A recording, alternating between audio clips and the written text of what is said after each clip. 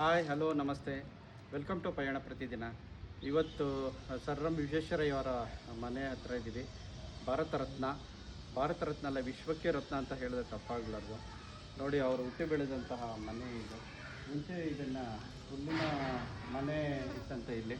ನಂತರದ ದಿನಗಳೇ ಇದನ್ನು ರಿನೋವೇಷನ್ ಮಾಡಿ ಈ ಥರ ಮಾಡಿದ್ದಾರೆ. ಸೊ ಅದಾದಮೇಲೆ ಇದು ಅವರು ಬಳಸ್ತಿದ್ದಂಥ ಕಚೇರಿ ಆಫೀಸ್, ಅದನ್ನು ರಿನೋವೇಷನ್ ಮಾಡಿದ್ದಾರೆ. ಸೊ ಅದಾದಮೇಲೆ ಆ ಕಾರ್ನರ್ ಕಾಣ್ತಿದೆಯಲ್ಲ, ಆ ಮನೆ ಅಲ್ಲಿ ಅವರ ಅಡುಗೆ ಮನೆ ಹಾಗೂ ದೇವರ ಕೋಣೆ ಇತ್ತು. ಸೊ ಅದನ್ನು ರಿನೋವೇಷನ್ ಮಾಡಿ ಹೆಂಚಿನ ಮನೆಯಾಗಿ ಈಗ ಚೆನ್ನಾಗಿ ಮೇಂಟೈನ್ ಮಾಡಿದ್ದಾರೆ. ಮತ್ತು ನೀವು ಈ ಕಡೆಗೆ ಬಂದರೆ, ನಂತರದ ದಿನಗಳಲ್ಲಿ ಅವರು ದಿವಾನರಾದ ಮೇಲೆ 1937ರಲ್ಲಿ ಇದನ್ನು ಒಂದು ಬಂಗ್ಲೆ ಕಟ್ಟಿಸ್ಕೊಂಡಿದ್ದಾರೆ. ಸೊ ಅದರಲ್ಲಿ ಈಗ ಅದನ್ನು ವಸ್ತು ಸಂಗ್ರಹಾಲಯ ಮಾಡಿ ಅವರ ಬಗ್ಗೆ ಎಲ್ಲ ಇನ್ಫಾರ್ಮೇಷನ್ನು ಹೊರಗಡೆ ತುಂಬ ಚೆನ್ನಾಗಿ ಅವರು ಬಳಸಿದಂಥ ವಸ್ತುಗಳೆಲ್ಲ ಇಟ್ಟು ಎಲ್ಲ ಇನ್ಫಾರ್ಮೇಷನ್ನು ಅವರ ಸಾಧನೆಗಳು ಎಲ್ಲ ಆ ಮನೆಯಲ್ಲಿ ಮಾಡಿಟ್ಟಿದ್ದಾರೆ. ಮತ್ತು ಇನ್ನೂ ಹೆಚ್ಚಿನ ವಿಷಯಗಳನ್ನ ಹೇಳ್ತೀನಿ, ಬನ್ನಿ. ಒಂದು ಪುಟ್ಟ ಹಳ್ಳಿ, ಆದರೆ ಇಡೀ ಭಾರತದ ಇತಿಹಾಸದಲ್ಲಿ ಅಚ್ಚಳಿಯದ ಹೆಜ್ಜೆಗುರುತು ಮೂಡಿಸಿರುವ ಊರು. ಇಲ್ಲಿಯೇ ಜನಿಸಿದ ಒಬ್ಬ ಬಾಲಕ ಮುಂದೆ ದೇಶದ ಅತ್ಯುತ್ತಮ ಇಂಜಿನಿಯರ್ ಆಗಿ ಬೆಳೆದರು.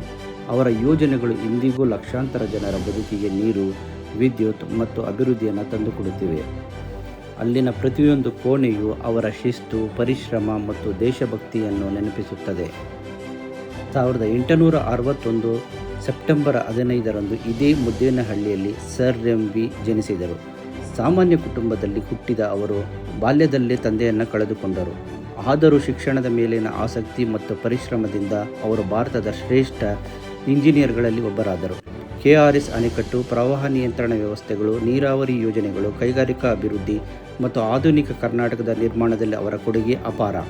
ಇವರ ಜನ್ಮದಿನವನ್ನು ಭಾರತದಲ್ಲಿ ಇಂಜಿನಿಯರ್ಸ್ ಡೇ ಆಗಿ ಆಚರಿಸಲಾಗುತ್ತದೆ. ದೇಶದ ಅಭಿವೃದ್ಧಿಯ ಕನಸು ಕಂಡ ಮಹಾನ್ ವ್ಯಕ್ತಿಯನ್ನು ಜಗತ್ತಿಗೆ ಕೊಟ್ಟ ನೆಲ.